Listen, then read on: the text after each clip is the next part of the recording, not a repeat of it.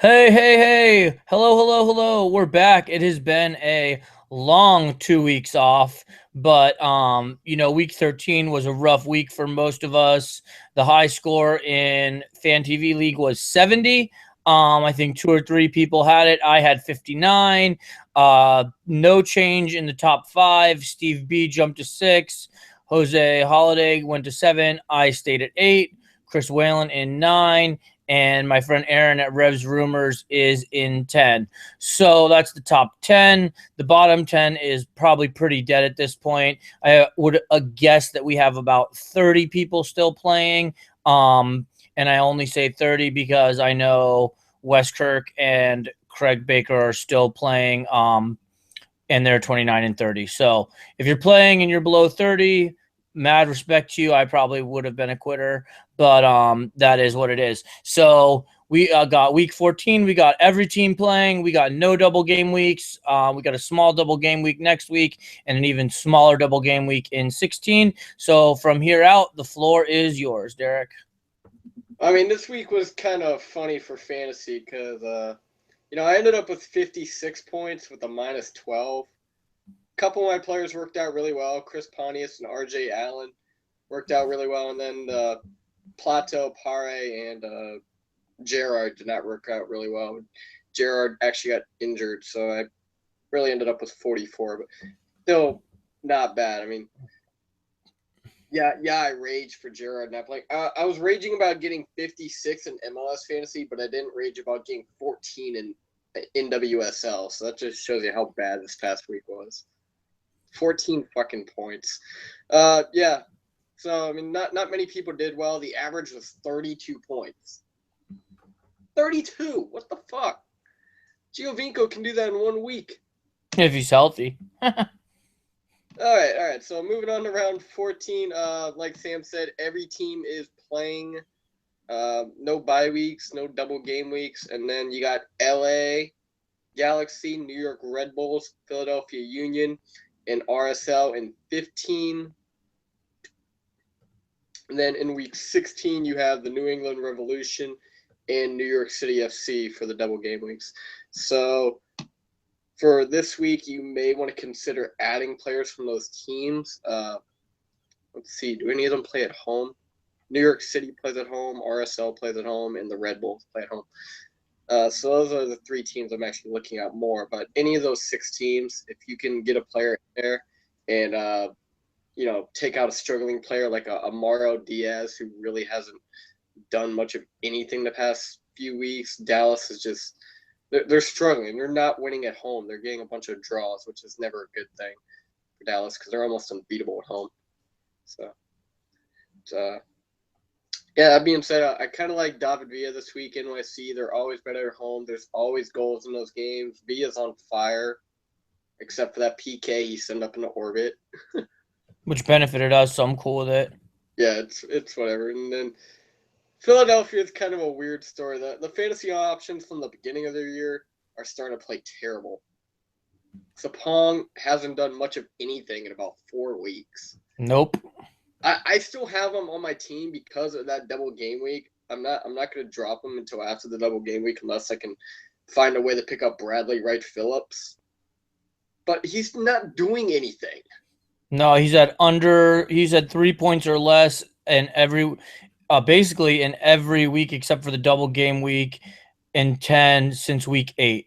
He's not even getting bonus points, so I'm not sure what to do with him. If you want to drop him and you have the money to go get Bradley Wright Phillips, do that, please. And then Keegan Rosemary was really good beginning of the year. He struggled the last few games, but he's $5.5 and plays $5.8. 5.8, and he plays 90 minutes every game. I can't drop him. Can't do that. So, and then the option who's really been playing well this week, but what it really has a lot of people throwing him off is the lack of 90 minutes, is Chris Pontius. Had 10 points. His points per game is over like 5.5 at his price point, which is only 7.4, which is just phenomenally good. But he's not playing 90 minutes. But he's scoring points, so I think I can deal with that. I know a lot of people went for Barnetta, but he plays 90 minutes and have a less points per game. So, I'm going for Pontius here. Let's see who else we got. We're mostly going to focus on the double game week teams here. I mean, you all know by now it's the 14th week of the year who the regular single game week options are. Then we go to RSL, is also at home. Joel Plata, he didn't score last week. He probably could have. I mean, that game was a 3-2 RSL New York. Really good game. But, yeah, I mean, he's still on fire. He's still playing really well. They're playing at home. They're always better. Portland just got their first clean sheet of the year, and it took them like 14 games to do so. So there's probably going to be goals in this game, a lot of them. Western Conference rivalry. I like Plata. Defensively, I actually thought Justin Glad would be sat this week because he looked really bad against Columbus. He ended up starting. Just beware, he may get rotated next week. And then Nick Raimondo is always a good option. He's just really expensive. Those are pretty much the main three RSL guys we're looking at. And then we got... What about Morales? He's not the fantasy option he was last year and the year previously. We need to see him get those bonus points, see him get set pieces. He just needs to start scoring, really. Because right now there's just a lot better options for you and your team than Javier Morales. But, I said that same thing about Lee Win like 6 weeks ago, and he goes off for 18 points from the double game week. So if you want to add him, not going to say no. It is. And he's at double-digit points all of the last 3 weeks. Morales? No, Win. Oh, yeah. Win's on freaking fire right now. So look for him in week 16. And then we got the Red Bulls, who are just, like, red hot. Absolutely freaking scorching teams in the MLS right now. Bradley Wright Phillips cannot stop scoring. So if you have the money to get him in, you got to get him in. Sasha Kleshin, set piece taker, PK taker, corner taker, add him. Felipe, if Sasha's not taking the free kicks, Felipe is. Felipe is about 75 points this year. It is 8.5 price range, which is really good. So if you're looking for a decent option, he's played well the past few weeks. You might want to look at him. Defensively, I'm still not adding any of their players. Felipe's 8.6, 79 points. Yeah, that's good. That is actually really good for a midfielder at this price point. He's the 8th highest scoring midfielder. Yeah.